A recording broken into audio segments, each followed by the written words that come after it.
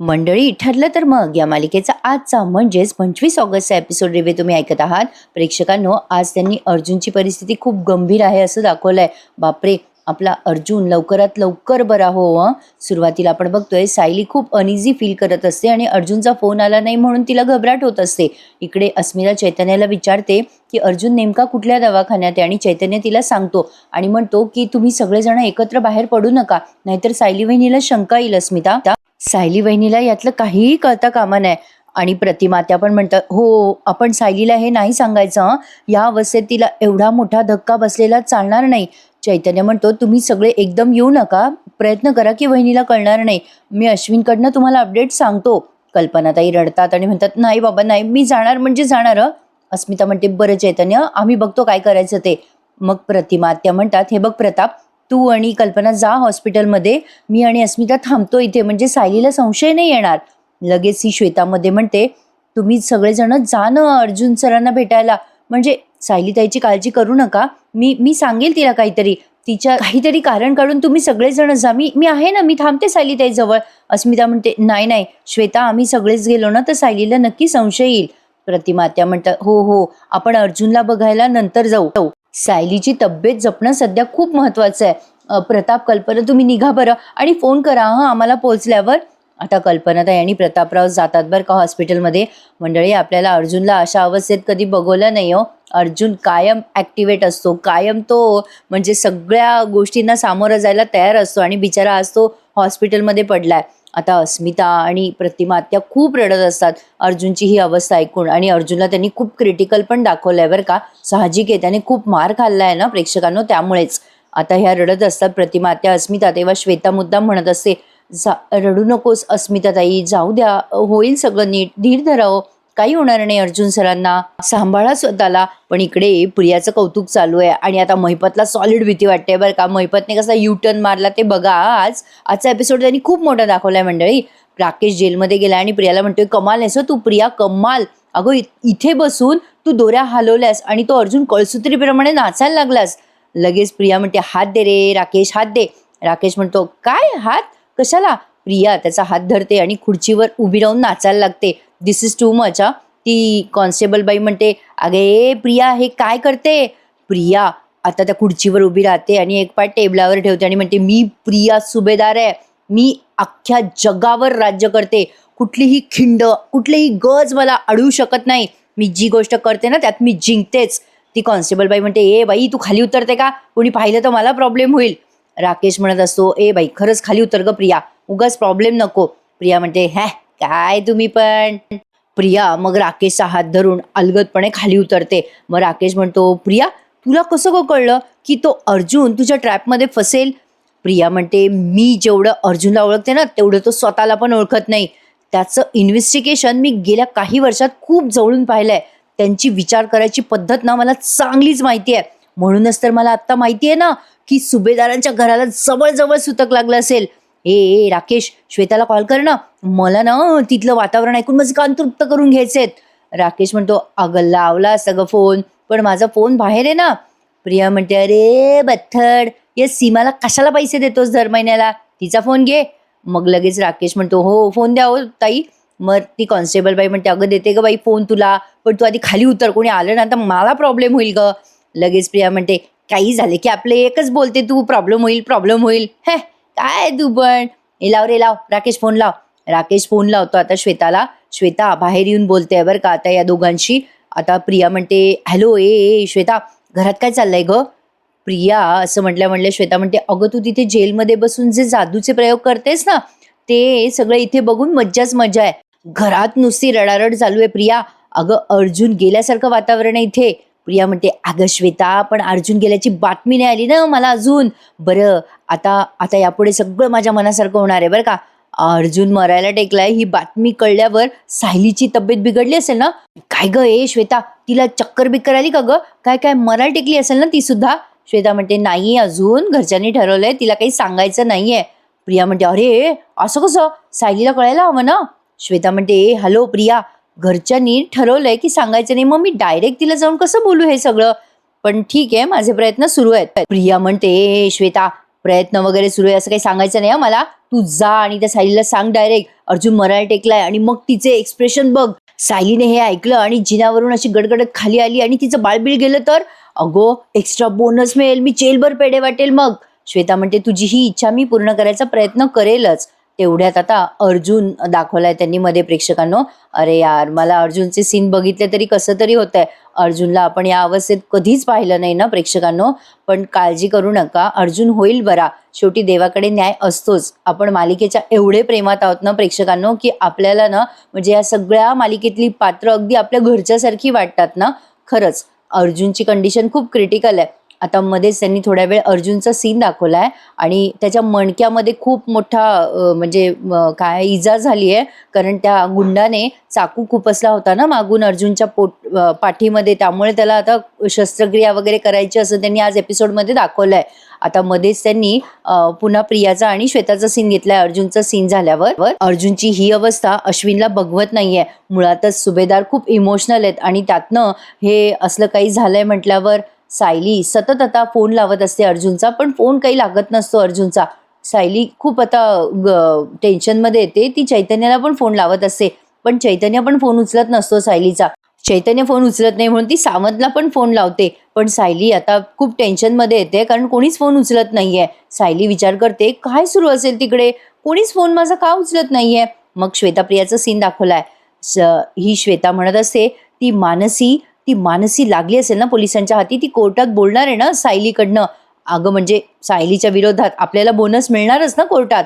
लगेच प्रिया म्हणते हो हो खरंय खरंय. राकेश, ती मानसी तयार झाली ना सायलीच्या विरोधात बोलायला. राकेश आता एकदम शांत होतो बरं का. प्रिया त्याच्याकडे बघतच राहते. इकडनं श्वेता म्हणते हॅलो राकेश बोल. आता प्रिया त्याचा गाल धरते आणि म्हणते राकेश इकडे बघ, मला सांग ती मानसी सायलीच्या विरोधात स्टेटमेंट द्यायला तयार झाली की नाही. राकेश आता अलगदपणे नाही असं म्हणतो. प्रिया आता सनकन हाणते त्याच्या कानात. मग राकेश म्हणतो अगं असं काय करतेस प्रिया, त्या बहिणी तिला खूप धमकवलं पण ती लहान आहे ना, ती काही बोलायला तयारच नाहीये. इकडनं श्वेता फोनवर असते. ती म्हणत असते म्हणजे ती कोर्टात आता सायलीच्या विरोधात नाही बोलणार, हे सगळं सायलीने केलंय म्हणून. राकेश म्हणतो मला नाही वाटत असं ती बोलेल, शिवाय अण्णांचा गुंड एक पकडला गेलाय. आता मात्र प्रिया चिडते आणि म्हणते राकेश तू हे सगळं आत्ता बोलतोय का, आपला माणूस पोलिसांच्या ताब्यात आहे, ही गोष्ट तुला छोटी आणि फालतू वाटते का. अरे मानसी अजून त्या सायलीच्या विरोधात स्टेटमेंट द्यायला तयार झाली नाही, ही गोष्ट आत्ता सांगतोय मला राकेश. अरे हे सगळं आपण का केलं राकेश, का केलं, एवढी मेहनत आपण का केली राकेश. आता ती राकेशची कॉलर धरून जोरजोरात ओरडत असते बरं का. ती कॉन्स्टेबल बाई म्हणत असते अगं प्रिया गप्प बस ना. प्रिया आता तिच्यावरच मोठ्याने ओरडते तू गप्प बस. राकेश बोल, घेतली होती ना मेहनत, आपण घेतली होती ना. त्या सायलीला मला त्या आरोपाखाली जेलमध्ये सडवायचे आयुष्यभर. आता ती मानसी बोललीच नाही कोर्टात, हे सगळं तर कसं शक्य होणार आहे राकेश. ती राकेशला पुन्हा एकदा जोरात कानाखाली मारते बरं का. आणि मग सायलीचा सीन आपल्याला दाखवण्यात येतोय. प्रिया खरंच आता काय बोलू बाई मी, अवघडच झालंय हे प्रकरण. सायली आता खूप रडायला येतं बरं का तिला. असं अनामिक भीती तिला वाटत असते. ती म्हणत असते बाळाला तिच्या पोटावर हात ठेवून, बाळा तुझे बाबा सुखरूप असतील ना रे, असतील ना सुखरूप. सायलीच्या पोटात काही हालचाल होईना, त्यामुळे ती घाबरते आणि म्हणते बाळा मी तुझ्याशी काही बोलले तर तू हालचाल करतोस ना रे, पण आता तू काहीच का हालचाल करत नाहीयेस, असतील ना तुझे बाबा सुखरूप. सायलीचा आता जीव गुदमरतोय असं फील होतंय बरं का प्रेक्षकांनो. छान ऍक्टिंग करतात कलाकार या मालिकेतले सगळेच. आता पुन्हा प्रिया राकेशचा सीन दाखवलाय. आजचा प्रियाचा सीन जरा जास्तीच दाखवलाय. प्रिया आता मोठ्याने स्वतःच्या तोंडात मारून घेत असते बरं का. हे खूप फनी वाटलं मला. आता ती जेव्हा स्वतःच्या तोंडात मारत असते तेव्हा राकेशला कसं तरी होतं. तो म्हणतो अगो प्रिया असं काय करते वेड्यासारखी. प्रिया म्हणते वेड लागलाय मला, वेड लागलाय राकेश. अरे तुमच्यासारख्या मूर्ख माणसांवर मी विश्वास ठेवला ना, हेच माझं चुकलंय. तुला कळतंय का राकेश, ती मानसी आपल्यामुळेच पोलिसांच्या ताब्यात गेलीये ना. आता जर ती सायलीच्या विरोधात काही बोलली नाही बोलली तर माझा सगळा प्लॅन फसणार माझा सगळा प्लॅन. सगळी मेहनत वाया जाईल. ती सायली सुखरूप यातनं बाहेर पडणार आहे राकेश, कळतंय का तुला. आता ती एका हाताने खुर्ची अशी फेकून पण देते बरं. प्रिया एका हाताने ती खुर्ची पण फेकून देते. बापरे, हिच्यात फारच तिचं बळ आहे हो प्रेक्षकांनो.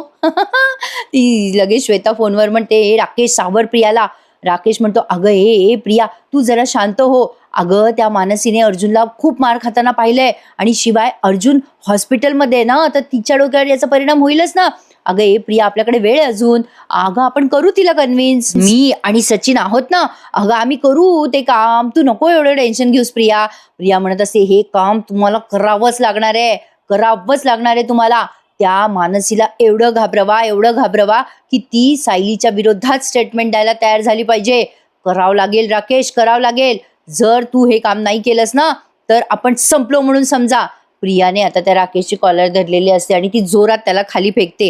यांचे प्लॅन कुठे ना कुठे फसणारच आहे बरं का प्रेक्षकांनो. म्हणजे ते असतंच. मी काल तुम्हाला म्हटलं होतं ना, की दाखवतात ना चित्रपटामध्ये वगैरे, गुन्हेगार काही ना काही प्रूफ म्हणा, काही ना काही काय पुरावे म्हणा मागे सोडतच असतो. तसंच प्रियाच्या प्लॅनमध्ये काही ना काही खोट असणारच आहे आणि तिचा प्लॅन फसणारच आहे. फक्त आपल्या अर्जुनला लवकर बरं वाटो बाबा. आता चैतन्य दाखवलाय आणि चैतन्य एवढा हळवा आम्ही पहिल्यांदा पाहिला प्रेक्षकांनो. चैतन्य अश्विनला विचारत असतो या सीनमध्ये, ए अश्विन, अरे आपला अर्जुन बरा होईल ना रे. आता अश्विन नुसता त्याच्याकडे बघत असतो रडत बरं का. तेव्हा चैतन्य म्हणतो, ए ए बाबा, ए अश्विन, तू तू हो म्हण ना, हो म्हणणार रे बाबा. अरे अरे माझ्या समाधानासाठी तरी हो म्हण रे. अरे ए बाबा, नाही बरं. ए अश्विन, अरे मी मस्करी करतो, मी मी काहीही बोलतो, लोकांना वाटेल ते, पण मला भावना नाही असं नाहीत रे. अरे मला पण फिलिंग्स आहेत, बोल ना रे, बोल ना. माझ्या अर्जुनला काही होणार नाही ना, सगळं ठीक होईल ना रे अर्जुनचं. अरे त्याला काही होणार होणार नाही ना. माझ्या अर्जुनशिवाय मला कोणी नाही आहे रे अश्विन, प्लीज मला मला सांग, माझ्या अर्जुनला काही होणार नाही ना. त्याला वाचव रे अश्विन, त्याला वाचव. खूप इमोशनल झालेत बरं का सगळे प्रेक्षकांनो. चैतन्याची ॲक्टिंग बघून तर मलाही एका क्षणाला रडायला येतंय. अप्रतिम दाखवतात या मालिकेतल्या कलाकारांचे अभिनय, अप्रतिम. तेवढ्यात आता कल्पनाताई आणि सुभेद प्रतापराव तिथे येतात बरं का. आणि आता अश्विनला विचारतात, काय रे बाबा, अरे कसं आहे रे अश्विन आपला अर्जुन, सांग ना. कल्पनाताई म्हणतात, बोला ना रे पोरा हो, अरे अर्जुन कसं आहे. अश्विन आणि चैतन्य आता पटकन बिलगतात. चैतन्य कल्पनाताईला आणि अश्विन प्रतापरावांना. प्रतापराव म्हणतात, अश्विन अरे काहीतरी बोल बाबा. अश्विन म्हणतो, खूप प्रयत्न करतायत डॉक्टर, त्याला खूप खूप मार लागलाय आणि खूप ब्लड लॉस झालाय त्याचा. कल्पनाताई आता पटकन अर्जुनच्या खोलीकडे जातात आणि बघतात लांबून अर्जुनला. अर्जुनची अवस्था त्यांना बघवेना. आता त्या बाहेरूनच खूप रडायला लागतात. अश्विन त्यांना म्हणत असतो, मम्मा शांत हो ग, शांत हो. प्रतापराव खूप रडतात, तेही रडतात. मग कल्पनाताई म्हणत असतात, हे काय सगळं होऊन बसलं रे अश्विन. अश्विन म्हणतो, हे मम्मा रडू नकोस, आपल्याला स्ट्रॉंग राहायची गरज आहे. दादासाठी, वहिनीसाठी आपल्याला स्ट्रॉंग राहावंच लागेल. नाही ग मम्मा, नको ग रडूस. अश्विन आता या कल्पनाताईंना समजवतोय. खरंच बरं प्रेक्षकांनो, हे काही असो आपल्या घरातल्या माणसाला काही झालं ना, की खूप आपल्याला त्रास होतो ना, म्हणजे साहजिक आहे. आणि अर्जुन तर त्या घराचा पिलर आहे मंडळी. त्यामुळे अर्जुन अशा अवस्थेत म्हटल्यावर सगळ्यांना टेन्शन येणारच. तर आता इकडे मात्र महिपत सॉलिड चेकाळलाय बरं का. त्याला कळलंय की त्याचा गुंड पण पकडला गेलाय आणि काहीतरी प्रॉब्लेम होणार आहे. तो सनकन त्या सचिनच्या कानाखाली मारतो. सचिन म्हणतो, अण्णा. लगेच महिपत म्हणतो, ती पोरगी पोलिसाच्या ताब्यात गेली आहे, आपला एक माणूस पोलिसाच्या ताब्यात गेलाय. अरे तुम्ही हे सगळं मुद्दाम करताय का मला जेलात पाठवायसाठी. सचिन म्हणतो, असं काही नाहीये अण्णा. महिपत ओरडतो आणि म्हणतो, मग कसं आहे सांग ना दीक्षित.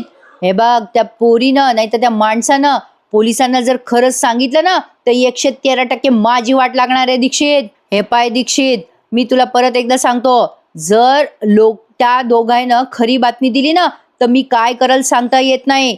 मैपत माझ्या बाबाच्या कपड्यावर डाग लागू देणार नाही, समजलं. तुमच्या विरोधात सगळे पुरावे जमा करीन आणि स्वतः सगळे पुरावे मी त्या सुभेदारला नेऊन देईल, त्या अर्जुन सुभेदारला, आणि स्वतः सांगाल की माझ्या माघारी हे सगळे लफडे करत होते आणि माझं त्याच्याशी काही देणं घेणं नाहीये. आणि नंतर माझं मी आणि साक्षीचं काय ते आम्ही बघून घेऊ. पण मैपत बाबा की जय सगळीकडे वाजत राहिलं पाहिजे दीक्षित. आता सचिन चिडतो आणि म्हणतो, अण्णा उगच बोलताय तुम्ही, शांत व्हा. हे बघा, प्रियाने सांगितलंय मानसीचं तोंड बंद करायचं, आम्ही करतोय ना तो प्रयत्न. आणि पोलीस स्टेशनच्या जवळ गेली आहेत आपली माणसं. हे बघा, तुमच्या माणसाला पण आपण बोलू देणार नाहीये. राकेश आहे ना, करतोय ना तो सगळं. मैपत आता काय म्हणतो, भरोसा ठेवलाय तो कोणावर, त्या राकेशवर. अरे त्याच्या मेंदूच्या ठिकाणी वाटाणा ठेवलाय. सचिन म्हणतो, तुम्ही टेन्शन घेऊ नका अण्णा, राकेश यावेळेला नक्की काम करेल. मैपत म्हणतो, दीक्षित माझा कोणावरच भरोसा राहिलेला नाहीये. आता भरोसा फक्त त्या प्रियावर आहे, पण ती काही जेल बाहेर येऊ शकत नाही. तिने जर प्रयत्न केला, एखादा प्लॅन केला, तर त्या प्लॅनचं वाटोळं कसं करायचं याचा प्रयत्न तुम्ही करता. सचिन म्हणतो, नाही नाही अण्णा, प्लॅन फसणार नाहीये आपला यावेळेला. राकेशची वाट बघू, राकेशच्या फोनची वाट बघू, थांबा जरा.